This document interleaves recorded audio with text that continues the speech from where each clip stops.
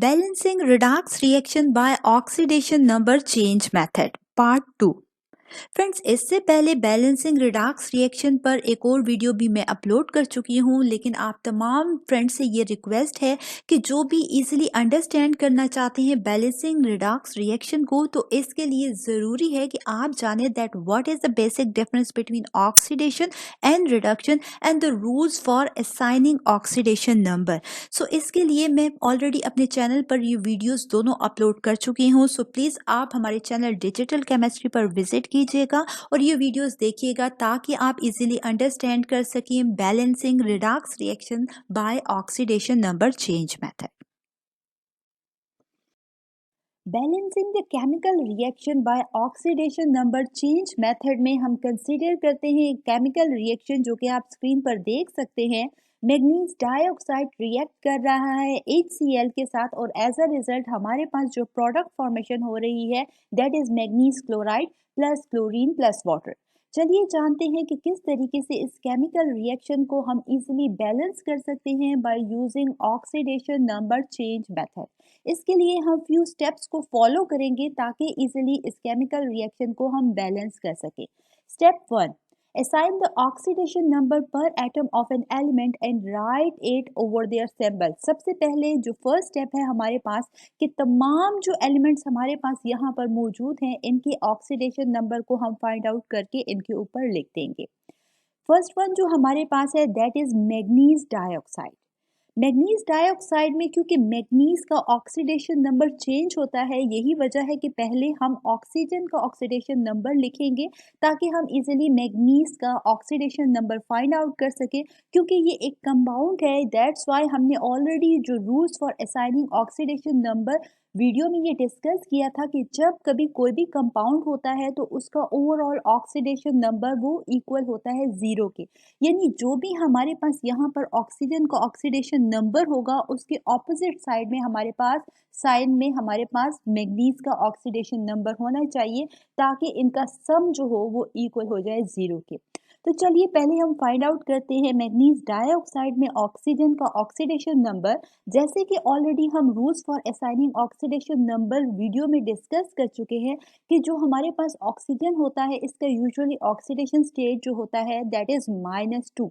ठीक है, तो आप देख सकते हैं स्क्रीन पर कि हमने लिखा है -2 इंटू 2। क्यों लिखा? क्योंकि 2 ऑक्सीजन है, दैट्स वाई ये 2 इसके साथ मल्टीप्लाई हुआ।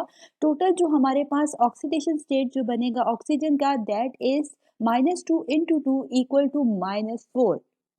ठीक है, -4 है, इट्स मीन कि मैग्नीज का जो ऑक्सीडेशन स्टेट होगा वो +4 होगा। क्योंकि ओवरऑल ऑक्सीडेशन स्टेट हमें मालूम है कि किसी भी कंपाउंड का वो इक्वल होता है 0 के। That's why in that case हमारे पास जो मैग्नीज का ऑक्सीडेशन स्टेट होगा वो होगा +4। हमने लिख दिया यहाँ पर मैग्नीज के ऊपर +4 और साथ ही ऑक्सीजन के ऊपर -2 उसका ऑक्सीडेशन स्टेट। चलिए बढ़ते हैं HCl की तरफ। HCl में हमें मालूम है कि हाइड्रोजन ग्रुप 1 से बिलोंग करता है और इसका जो ऑक्सीडेशन स्टेट होता है दैट इज +1, जबकि क्लोरीन जो है दैट बिलोंग्स टू ग्रुप 7 और इसका ऑक्सीडेशन स्टेट हमारे पास -1 होता है। अगेन अगर आप देखेंगे कि हमारे पास HCl एक कंपाउंड है, दैट्स वाई आपके पास जो ओवरऑल ऑक्सीडेशन स्टेट आ रहा है वो इक्वल टू 0 है। क्लोरीन का -1 जबकि HCl का +1 और टोटल जो सम लेंगे वो इक्वल होगा 0 का। ठीक है, चलिए प्रोडक्ट साइड की तरफ बढ़ते हैं। यहाँ पर हम फाइंड आउट करते हैं ऑक्सीडेशन नंबर या फिर ऑक्सीडेशन स्टेट को। अगेन हमारे पास मैग्नीज क्लोराइड है।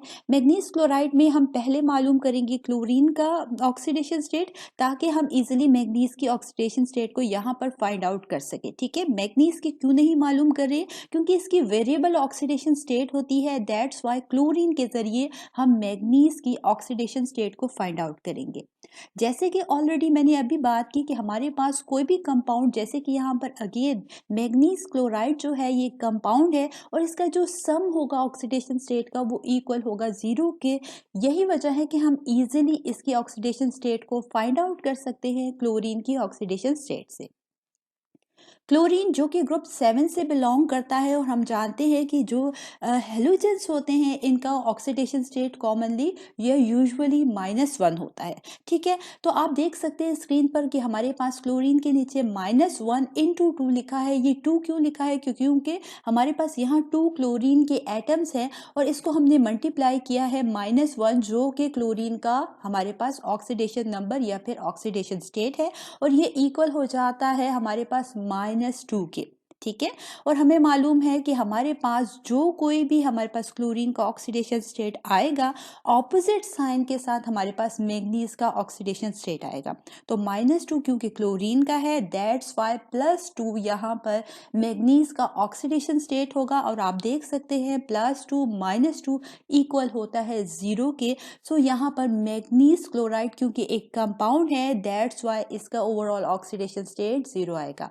अब हमने मैग्नीज के ऊपर +2 उसका ऑक्सीडेशन स्टेट लिख दिया एंड क्लोरीन के ऊपर हमारे पास -1 क्लोरीन का ऑक्सीडेशन स्टेट आ गया।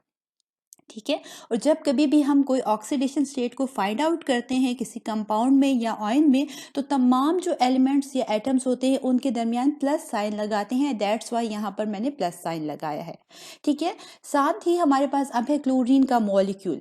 क्लोरीन यहाँ पर क्योंकि फ्री स्टेट या अनकम्बाइंड स्टेट में मौजूद है और ये तमाम की तमाम जो ऑक्सीडेशन स्टेट को फाइंड आउट करने के रूल्स है ऑलरेडी मैं अपनी प्रीवियस वीडियो में डिस्कस कर चुकी हूँ कि किस तरीके से हम इन एलिमेंट्स के या कंपाउंड्स के ऑक्सीडेशन स्टेट को फाइंड आउट कर सकते हैं।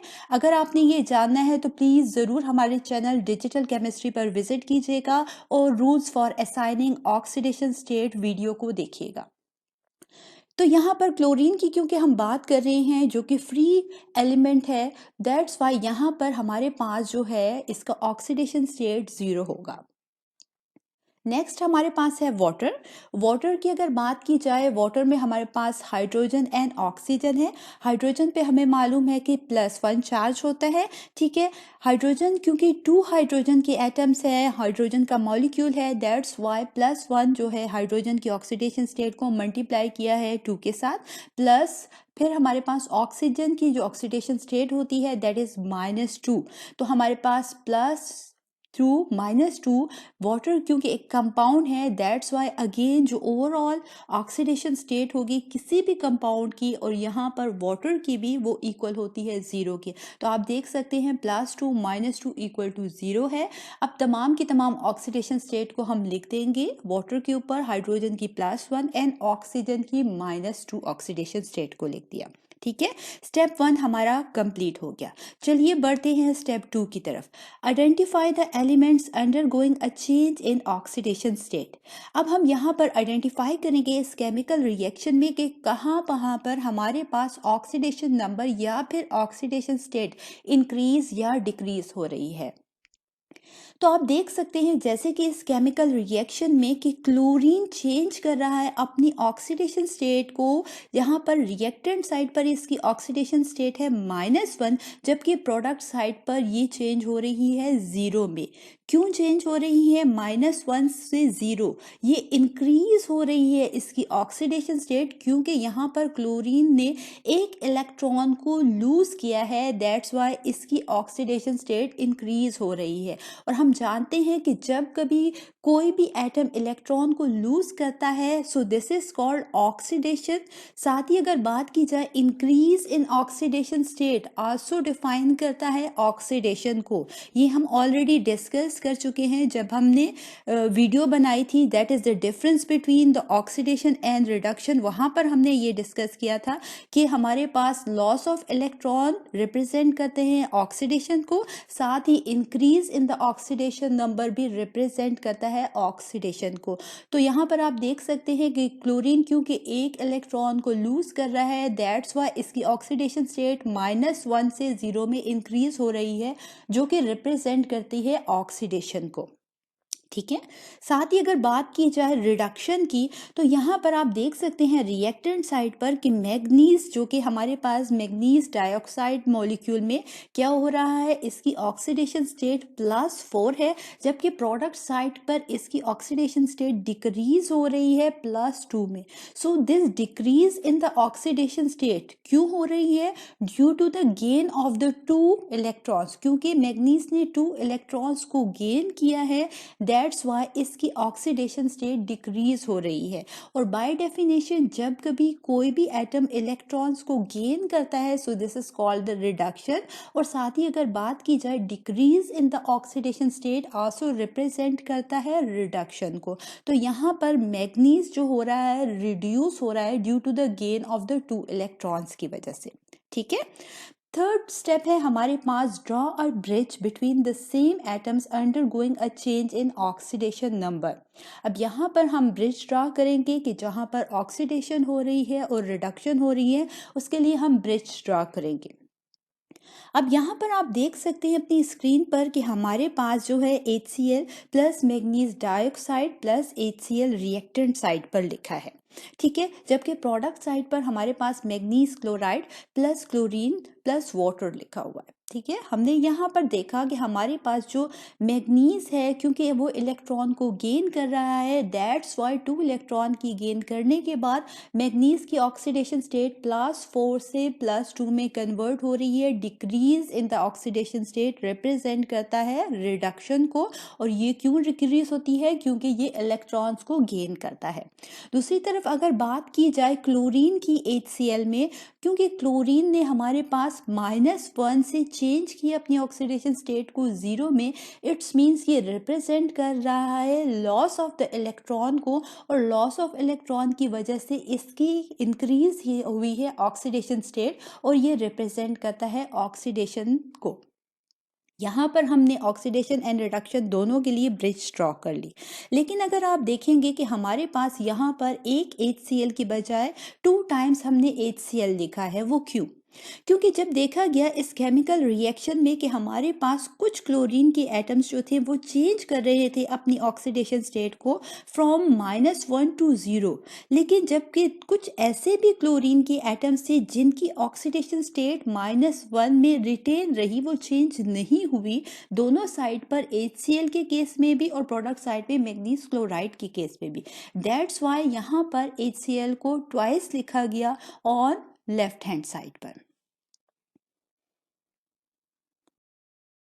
Step 4. Balance the loss and the gain of electrons by multiplying with a small suitable whole number. Step 4 में हमने बैलेंस करना होता है कि जितने इलेक्ट्रॉन हमारे पास लूज करता है कोई एक एलिमेंट, उतने सेम नंबर ऑफ इलेक्ट्रॉन को गेन करना चाहिए किसी भी दूसरे एलिमेंट को इस रिडॉक्स रिएक्शन में। जैसे कि आप स्क्रीन पर देख सकते हैं कि हमारे पास क्लोरीन ने 1 इलेक्ट्रॉन को लूज किया है, दैट्स वाई इसकी ऑक्सीडेशन स्टेट -1 से 0 में इंक्रीज हो गई है।